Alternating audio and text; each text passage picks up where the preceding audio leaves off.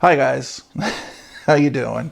Before anything, how are you doing? Just let me know in the comments down below. I'm just kind of curious.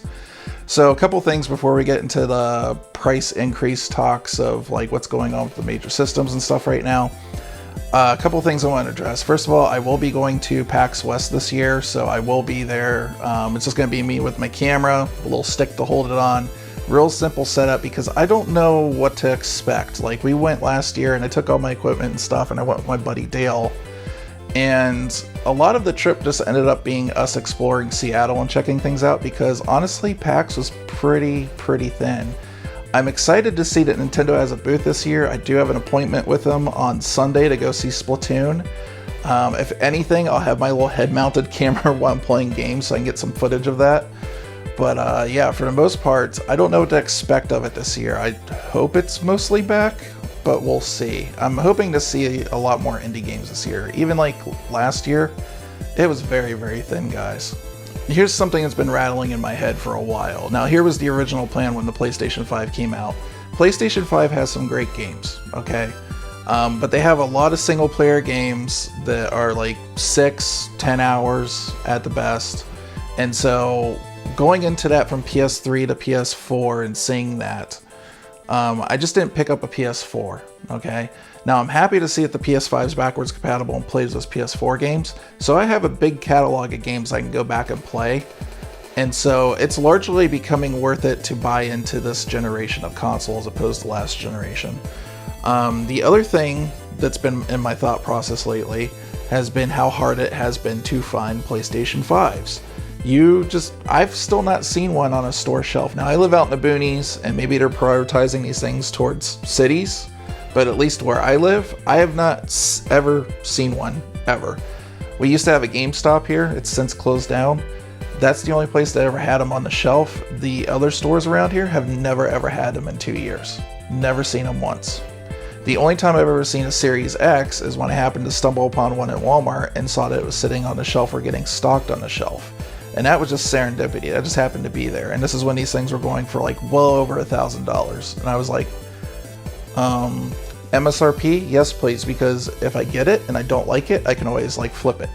So what is going on with the price increase of these consoles? Sony's already increased it in many countries except for the US, because really, honestly, we're 2 years in. These things should be having a price decrease, not an increase in any capacity. Which means one of the things I was holding out for on the PS5 was I wanted to have the price drop before I bought into a PlayStation. Quite frankly, like, you know, like $50, $100, maybe $400 for it. Good luck trying to find that digital one for $400. You won't find that anywhere. But yeah, it's like that's one of the things I was waiting for before I pulled the trigger on it. Do I think that there's going to be a price decrease of that system anytime soon? No. I don't think there'll be a price decrease of it anytime in the next 2 to 3 years. What about Microsoft? Will there be a price increase? Kind of doubt it. I mean, I'm ready to eat my words here. Things haven't exactly gone to plan the last 2 years. So it's really hard to predict what these companies are thinking and doing. But I happen to know with the Series S, the small one, that apparently they've been paying high prices to have chip manufacturers make chips specifically for that. And those actually have been on shelf. And I can go to Walmart probably right now and go pick one up if I wanted to. I don't need to have a Series X.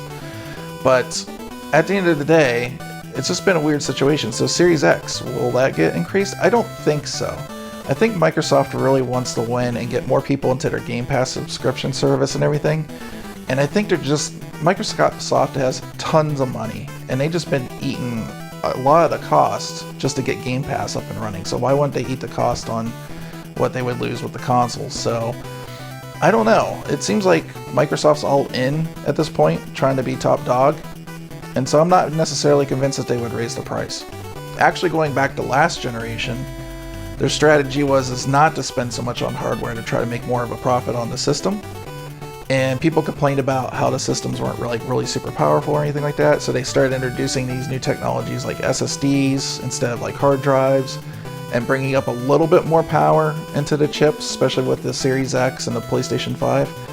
And so these systems are much more traditional, like the PS3 and everything before that, where Sony and Microsoft were actually selling these systems at a loss, hoping to make it back on things like game sales, because every game that sells for the system, there's licensing fees. So if Ubisoft sells a game, Sony or Microsoft still make money on that.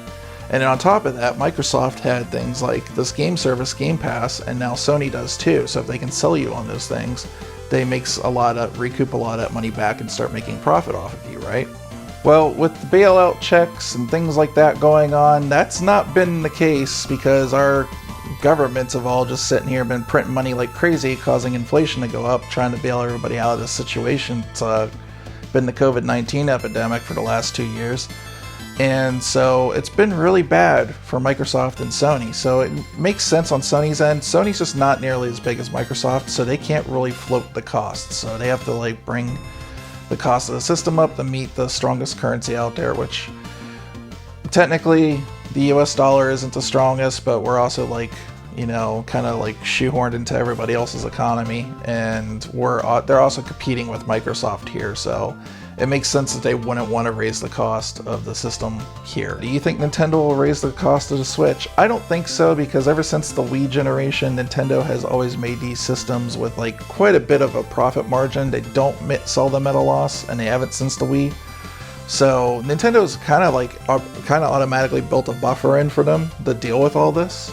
And then they don't use like top tier, top shelf hardware, so it's been easier for them to get chips and stuff to manufacture more systems. So in a weird way, the pandemic's been done really well for them. They hit right off with like Animal Crossing hitting right at a point where everybody was stuck at home, and it sold like hotcakes.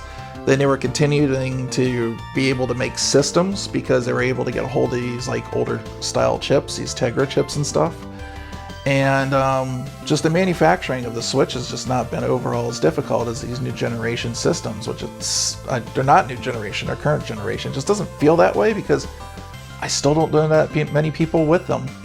And then technically Nintendo kind of did raise the price on the Switch if you think about it. So they have the OLED model and they raised it by $50, and they made this new model. It has better sound, kickstand, bigger screen, OLED, all that stuff, and they're like, that's going to be $50 extra.